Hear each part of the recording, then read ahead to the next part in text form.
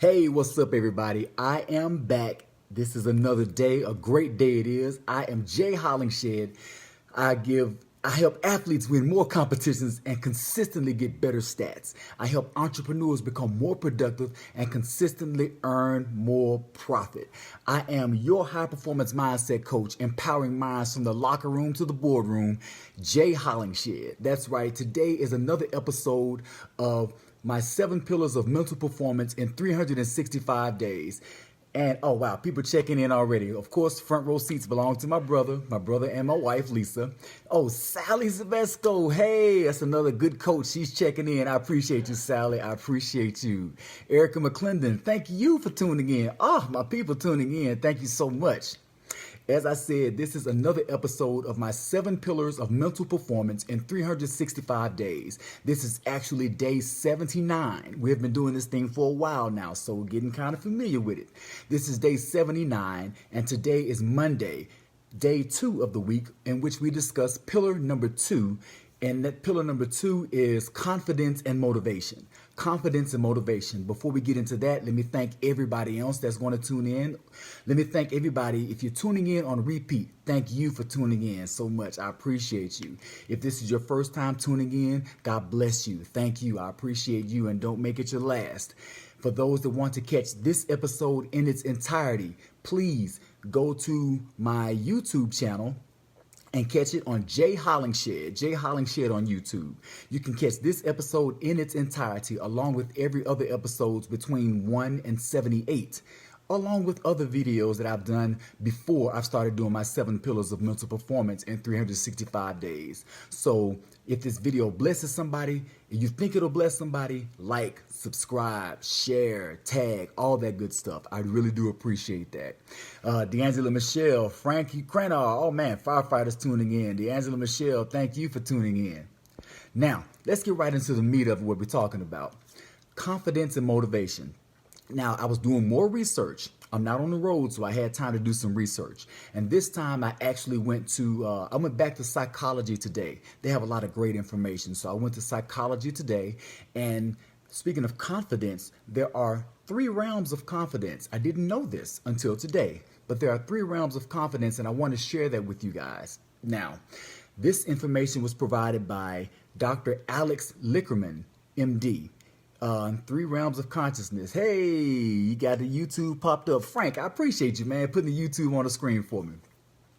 3 realms of consciousness by Dr. Alex Lickerman, MD, found in Psychology Today. And realm number 1 is called belief in your competence. Not confidence, but competence. Belief in your competence. Now, this typically occurs in areas where you have had some degree of training. For example, just like Frank Ukrainer and myself, we both have had extensive firefighter training, so I know he knows what that is. And he has a belief in competence in himself from that. So myself, I've had extensive firefighter training and extensive emergency medical training, also years of emergency department training, with advanced wound care from suturing and splinting cast and bone breaks and things like that. Cast, splint, all of that. I've extensive years of training in that. And so my high belief in my competence comes from proficient success over and over in those areas. Frank, you are on it, man. You provided the link for me. I appreciate you for that, Frank, man. Shouts out to Frank Ukrainer. Now you got to tune in every night and do that. You know that, right? I appreciate you, man. I really do. So example number 1 is belief in your competence. And a high level of competence like that comes from being proficient in success, being successfully proficient in those areas over and over and over again. And those repeated successes instills the confidence. It instills a belief in your competence. There we go. And so that may take years to develop, but it takes dedication, discipline, persistence, mastery. And for some, it may not take that long, but it just depends on how hard you work at it. But the key is consistency. So number 1 of that realm of confidence is called belief in your competence. Belief number 2, a belief in your ability to learn and problem solve. One more time, a belief in your ability to learn and problem solve. Now, this typically occurs in realms in which you've had no training, just the opposite of the first one. So here you've had no training. Now, how do you develop a belief in problem solving when you see no path or solution? Easy. First, you must learn to recognize any internal voice that tells you you can't do it. That goes back to pillar number 7, positive and negative self-talk. So first, you must learn to recognize any voice that tells you you can't do it. It's going to tell you that it's too hard. Now, our human mind tells us, it has the potential to be far more resourceful and creative than we actually expect it to be. So the bottom line is that it can be done. And it can be done, if it can be, why not you?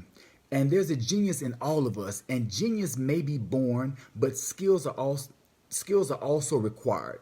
You're born with that genius, but sometimes you need skills to do this. So you develop your skills, overcome that negative self-talk, but you have to be aware that it's there. And once you do that, you'll have a belief in your ability to learn and problem solve. The first key, recognizing the problem. Once you recognize it, you can analyze it. And once you've recognized, analyzed, you know what not to do, just do the opposite and start solving the problem, taking the steps to solve the problem. So, realm number 2, belief in your ability to learn and problem solve. Now, of the 3 realms of confidence, we have a third one, which is a belief in your own intrinsic worth. A belief in your own intrinsic worth. Now, from where do we derive our self-esteem? Where does your self-esteem come from? Unfortunately, those of us with the healthiest sense of our self-worth tend to build it upon shaky foundations. Now, shaky foundations, we build our self-worth from coming through rough times and rough experiences. That's what that is.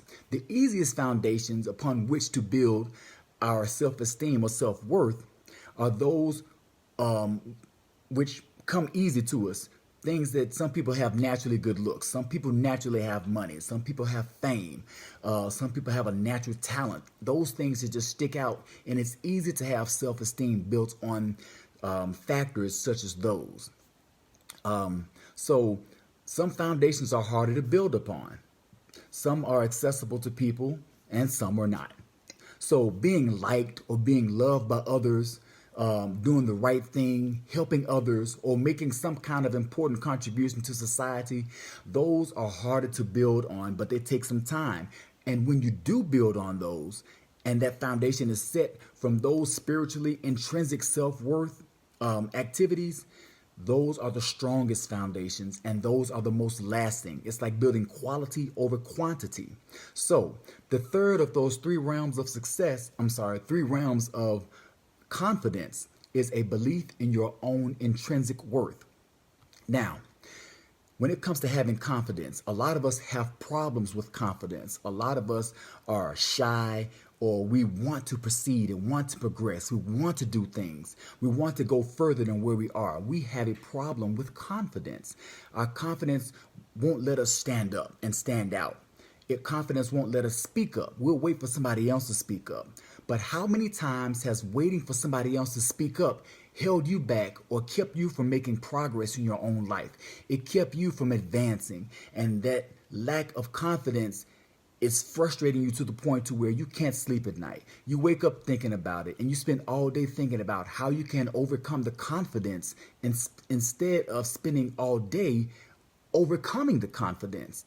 When you want to get over the confidence, over that negative self-talk or lack of confidence, you need help or an accountability partner, reach out to me at speaktojay.com, speaktojay.com.